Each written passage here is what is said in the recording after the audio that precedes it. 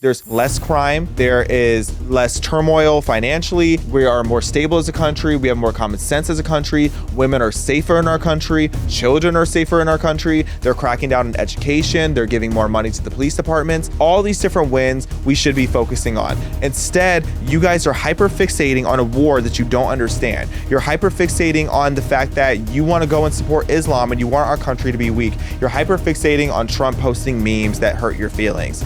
It's so funny, the same people who were all about, oh, we love mean tweets, now you're getting offended and upset about mean tweets and Jews. It's always about the Jews. Baruch Hashem. Hey cousins, happy Tuesday. I wanted to have a conversation that I've been thinking about a lot lately. It seems like over the weekend, I saw at least 12 different viral videos where people were saying that they voted for Donald Trump and they supported MAGA and that they were officially turning their back on both. And it just got me to thinking. And a lot of people are saying that this is a paid propaganda campaign, which I wouldn't be shocked at all if it is, but I do think it's much deeper than that. And I think it's something that we really need to dive into. But before that, y'all know the vibes. Be sure to like, comment, share, subscribe, and give us a 5-star review on Spotify. Welcome to Respectfully.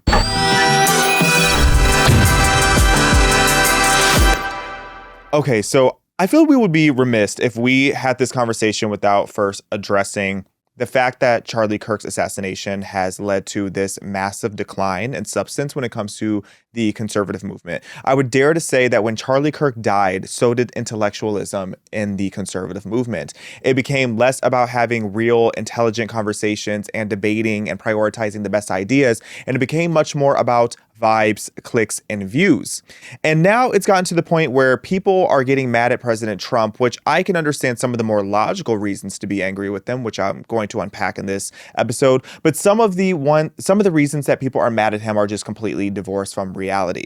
But what's happening as well is you have some of the largest people that are considered right-wing, even though some of them have completely denounced both the conservative movement and the Republican Party, but they're still considered being amongst us. But they have been coming after Trump. You know who they are. Candace Owens, Tucker Carlson, Megyn Kelly is now beefing with President Trump. Alex Jones is beefing with President Trump, which is why he got on Truth Social and read all of them for filth just a few days ago. You guys are loving and eating up that episode where we went through the entire Truth Social post and as you can see it again here, we're not going to read through it all today because I had a field day reading this post because it's so insane. But, President Trump, he stood on business and he read Podcast Stand for filth. And, when we look at this, we have to sit here and take a step back and wonder, okay, which of these people were actually on President Trump's side and which of them were just trying to catapult their careers. But that's something that's a bit more subjective. So I'm going to let y'all chew on that and understand what I'm saying there, because we also talked about that whole list of people extensively in the episode a few days ago. So go back and watch that, because there's people like Tucker, who I really do believe was a true MAGA patriot for a while until that guitar check, allegedly and for entertainment and speculatory purposes, came through. But now you have these people that are going and posting online that they're not MAGA and that they're so done and that they regret all the work they did for Trump. It's like, and you know who you are. A lot of you just wore a MAGA hat so that you could get invited to be amongst the hoes and groupies at AmFest. I saw this one girl that went so viral on Twitter saying that she was so done with MAGA, and it's literally just her at AmFest. It's like you went to a Turning Point USA conference and you think that was you fighting for President Trump's election. It's like, be so for real.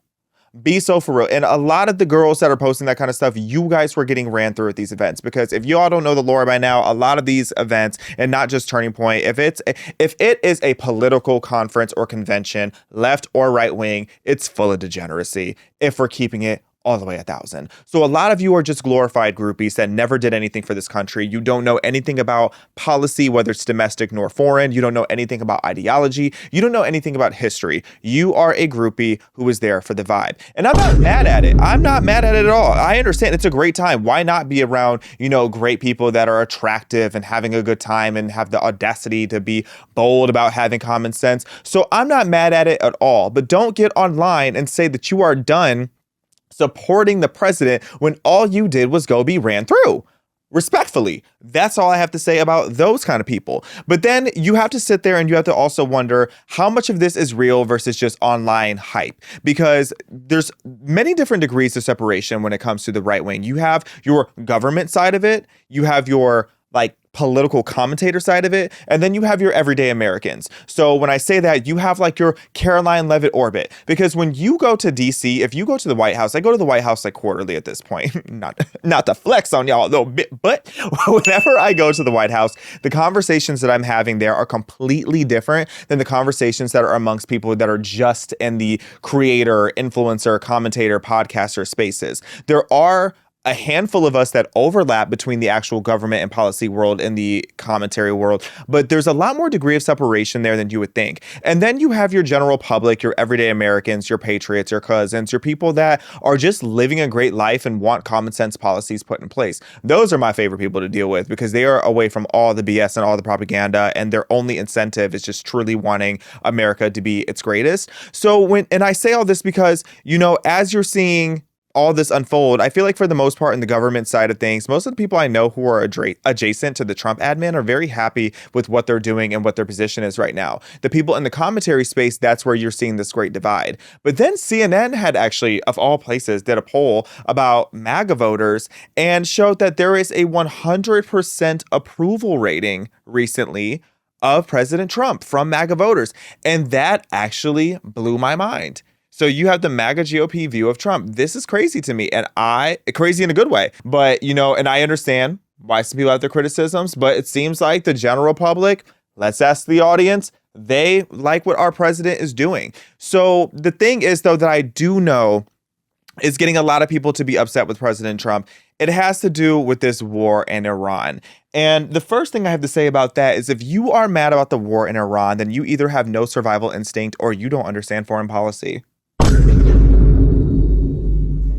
And I say that because, and y'all know, if you tune into this show regularly, you know exactly how I feel about Islam. You know exactly how I feel about this war, and you know exactly why I feel that this war is so important. But if you're new here, let's talk about the fact that we are winning this war very quickly. This is a situation where we are constantly having to fight Islam every few years because they don't stop. Yes, President Trump stopped many wars, which we'll get into, but when he said that he didn't want new wars, he meant like mitigating as many as we possibly can. But when it comes to Iran and the Islamic regime, we always have to be ready because they're always building nukes.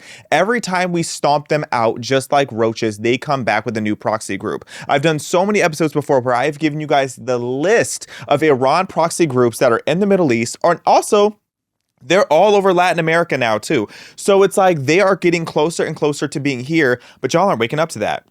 And I guess the best analogy I can give to the whole thing is taking care of Islam is like mowing the grass. We have to mow the lawn. The lawn is going to keep growing, and we're going to have to keep mowing it. Every time these terrorists rise, their nuclear enrichment rises. They're trying so hard to build bombs and digging these underground shelters. We have to go handle business again. We have to maintain the problem because they have been a problem for thousands of years. And if you look into the history books and just read anything about Islam ever that has been 100% deemed as credible to describe their history and their mentality and their mindset, they have consistently always wanted to bring death to America. And when you're seeing death in America, why do you not understand that they are serious? Okay, so this is not going to be another forever war. We are not in another George Bush 9/11 type of situation. We are not. Let me not even go there too much because y'all drag me whenever I bring up my theories about 9/11. But we're going to keep that cute today. We're going to keep it just buttoned at that. But what we can agree on is that forever war was ridiculous. We were in the Middle East for like 20 something years.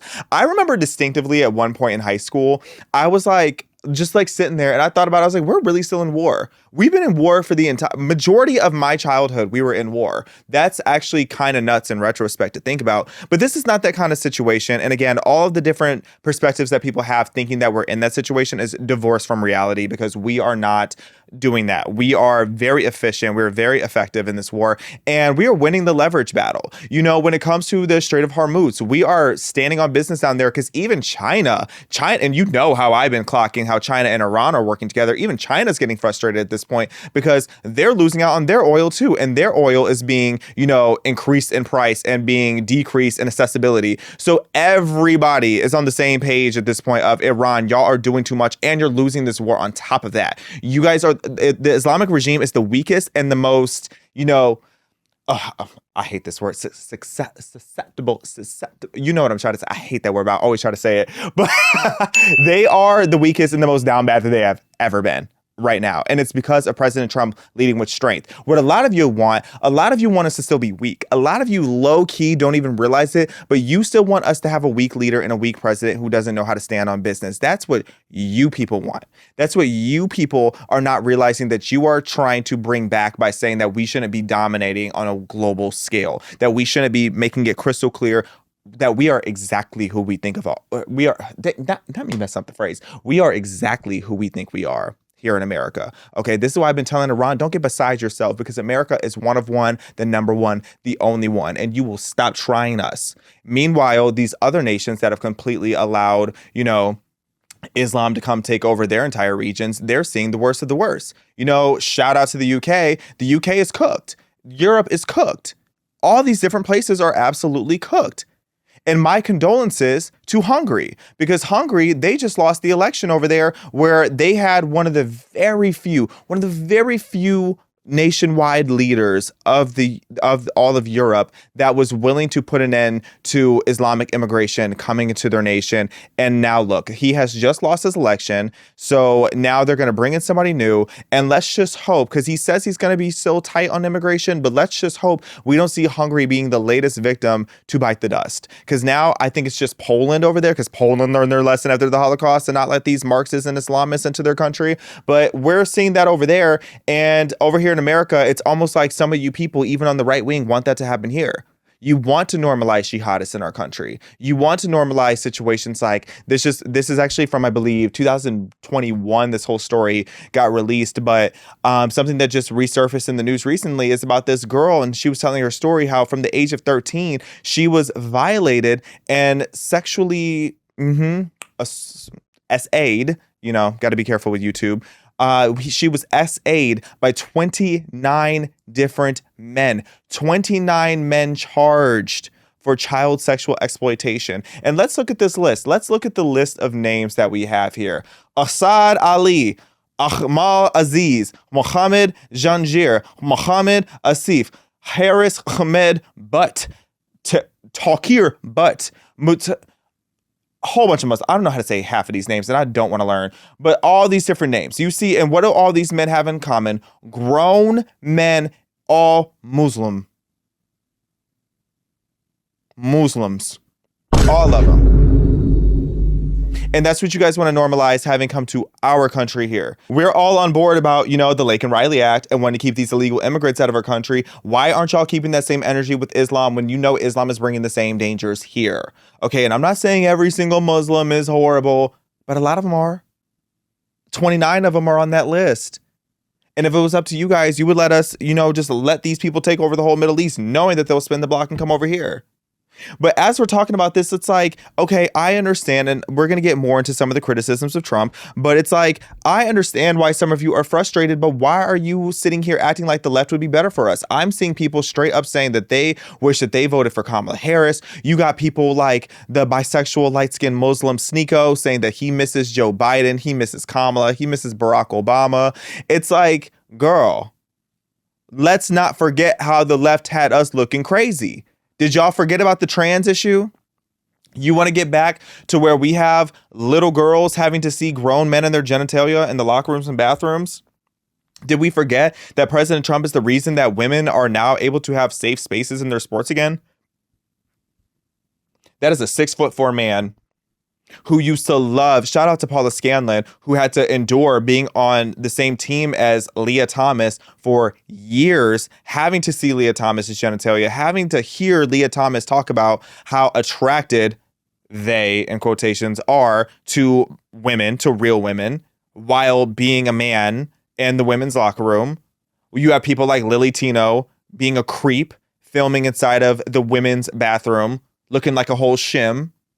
You have people like Hassan Piker, who is a literal communist. And I think at this point, he should be declared a terrorist, because here is a quote from Hassan Piker where he says that he would vote for Hamas over Israel every single time. And I can understand your criticisms of Israel to an extent, because some of y'all just have anti-Semitism rotting your brains. But it's like, you would vote for Hamas, a literal, direct, objective, obvious terrorist group that SAs, RAPs, violates, beheads women, children, men, does some of the most heinous things, committed one of the most heinous terrorist attacks of our entire lifetime. This is who you would rather vote for over a country of Jews?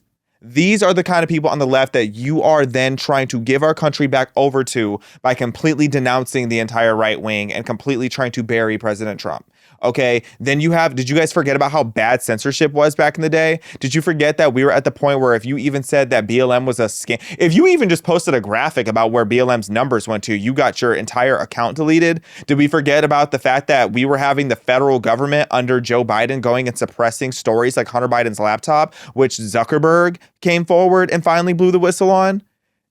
And a lot of people still resent him for it. And it's like, I get it. It's like, I can appreciate that he's coming clean now while it's safe for him to come clean. It was a smart thing for him to do.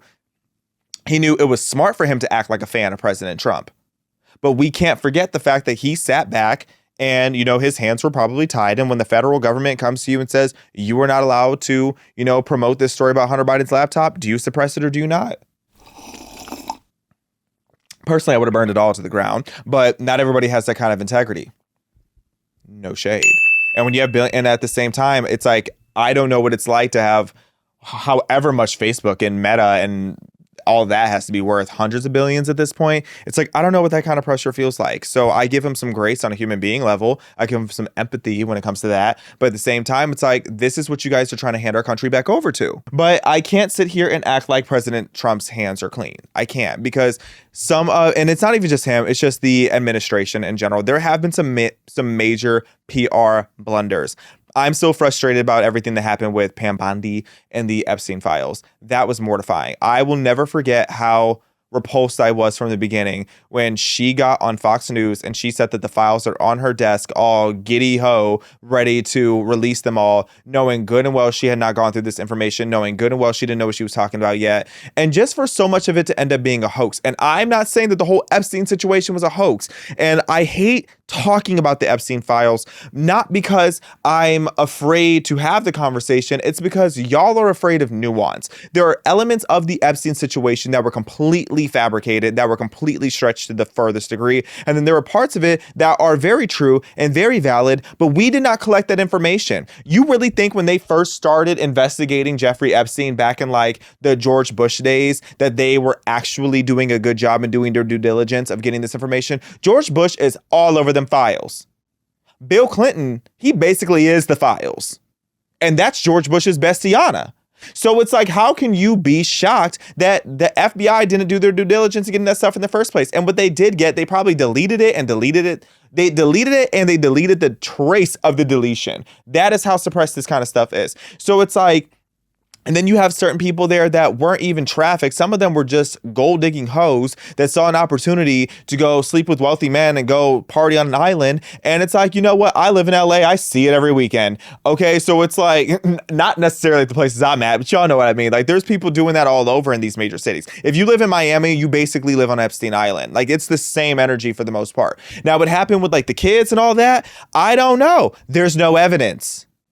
And if there was evidence, it got deleted. And the little bit that is there, it's like people keep acting like they are scholars of the Epstein files. You didn't go through those files. You did not read those papers. And everybody calling for arrest. It's like, arrest people for what? We don't know what happened. We don't have any receipts. And that's why I can't stand the whole rollout that they did with the white binders and everything, because it's like, you set up the admin to fail with that. And the whole Epstein situation, that was something that a lot of people, myself included, we talked about a lot during the election because we wanted to see the truth of it. But Trump himself, he didn't even campaign on that. So that was a blunder that wasn't necessarily him, but it happened under him. And unfortunately, when you are the leader, everything falls on you.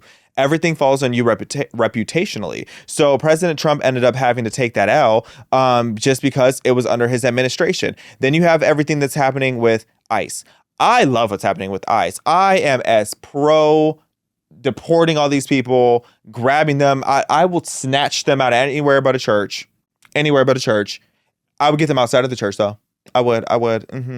Yeah, I would. I'm very pro mass deportation, as is President Trump. But we should have done better PR with that. We should have done a better job of explaining what we're doing, showcasing what we're doing. There should have been more attention and more focus put on the fact that like we are offering self-deportation and even paying people to self-deport. There should have been better PR rollout for this situation. So that is a PR blunder of why certain people are turning on him. But that's not really on the right wing. I think on the right wing, most people are on the same page of that. I've only seen some of the more like centrist right that are like all upset about it because they have illegals that are in their friend group where they really like the person that makes their tacos. But it's like, I say more with the left. That's why people are getting mad at him. But what people on the right are getting mad at him for is things like he just went and he dragged the Pope. So he had this post that he put on Truth Social. I haven't even read the whole thing yet because it's like, I'm not Catholic, so I really feel like this ain't even my business. But it says Pope Leo is weak. Oop.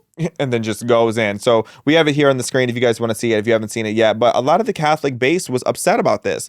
And there were people tweeting, they're like, good luck to, MAGA in the midterms and MAGA in 2028 when you're now beefing with Muslims, you're beefing with, all the illegal sympathizers, you're beefing with the Catholics now, you're beefing with, there's a lot of people that we're beefing with. We're beefing with Podcastistan and all their audience. So it's like, we really do have our back against the wall and we're windmilling all of these people at the same time. That's what it feels like to be in MAGA right now. And the thing is I align with most of the things that President Trump is criticizing. And that's why I'm very happy about it all. I'm very happy about all this stuff that I'm seeing, but it's like, I can understand why people are not. But when you're dragging the Pope and then you follow that up with an AI image depicting yourself as Jesus healing people, it's like everybody was asking me how I felt about this, and I didn't feel about this. I saw this and I just immediately scrolled. I was like, not today.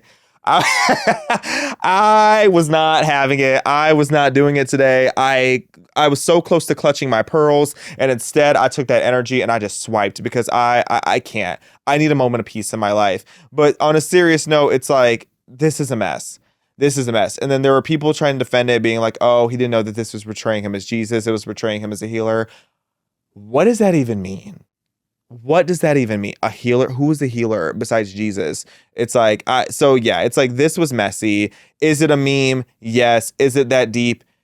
I would say for the most part, it shouldn't be, but like it does teeter on blasphemous. And when you're having allegations of being a king and a dictator and a narcissist and a sociopath, you can't post stuff like this. And then people are like, well, it was an intern. Well, the interns need to be fired. I don't want anybody I want all the well, actually, no, I know a lot of really nice interns over in the Trump team. So let me not say that, but I don't know who's responsible for posting that. But at the end of the day, it's President Trump's name signed off on it. And if his name is signed off on it, then it goes on him.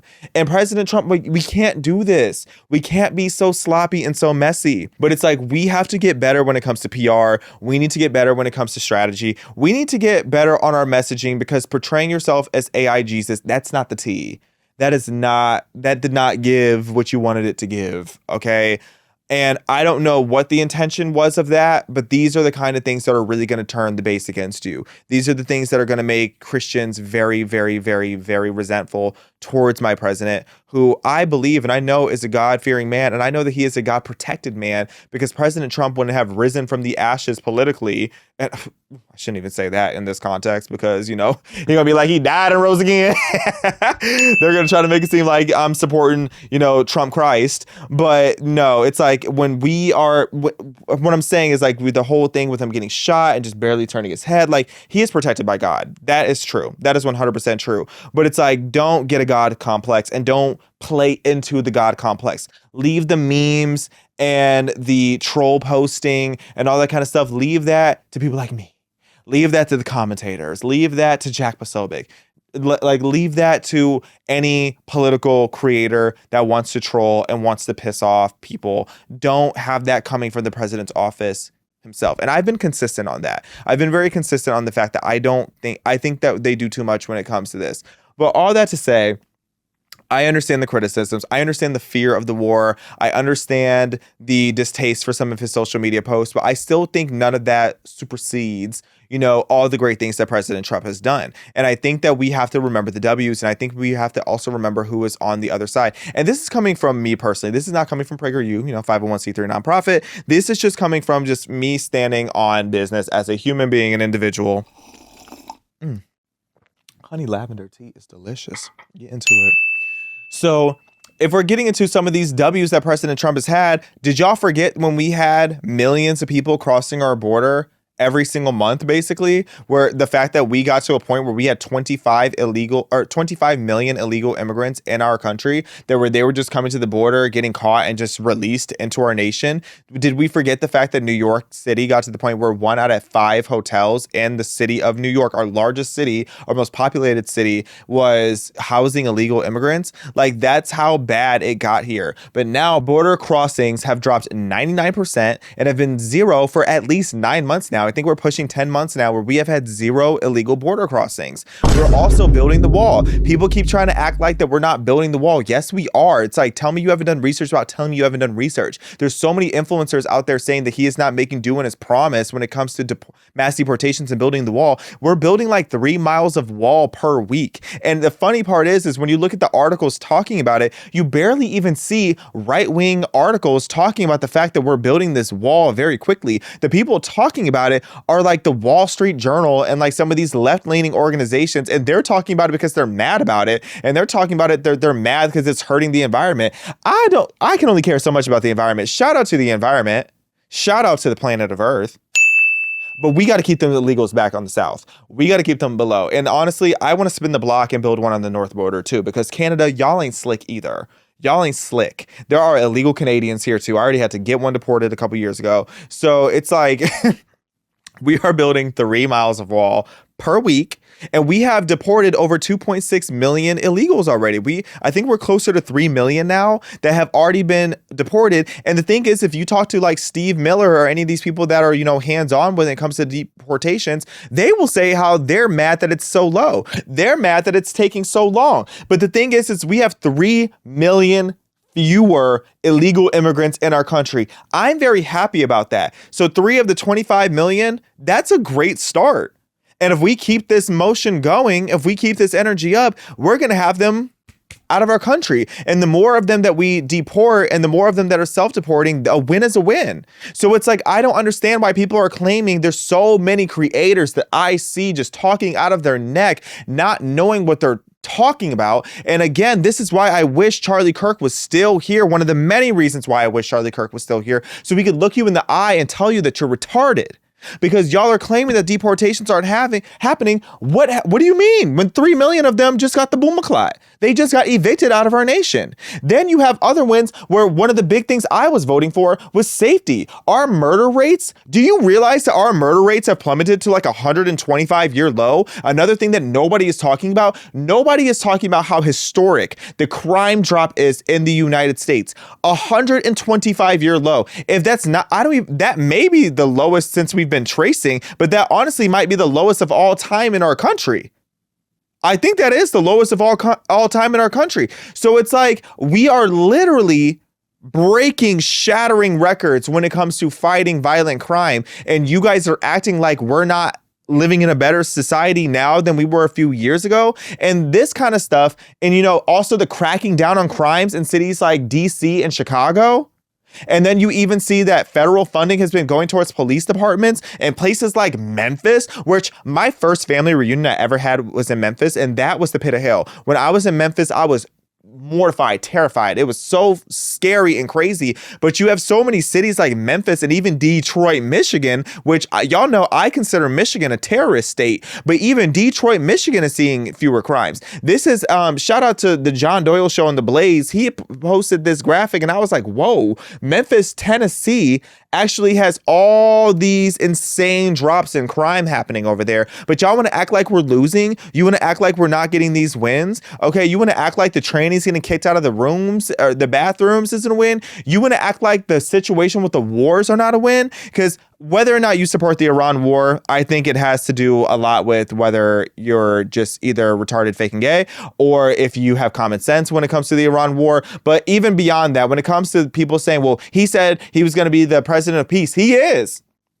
He is. There is literally a whole list of the wars and the conflicts that he stopped. This isn't even the full list, but there was the Israel-Hamas conflict that he stopped. It was the Israel-Iran conflict that he did get a ceasefire, but it goes back. That's still up for debate. Which, by the way, everybody was like mad that we bombed Lebanon. Lebanon was never a part of the ceasefire. Lebanon is a whole different country. That's how I know that y'all don't know what you're talking about, because I had people telling me that we bombed Lebanon like it was a city in Iran. Y'all don't even know geography.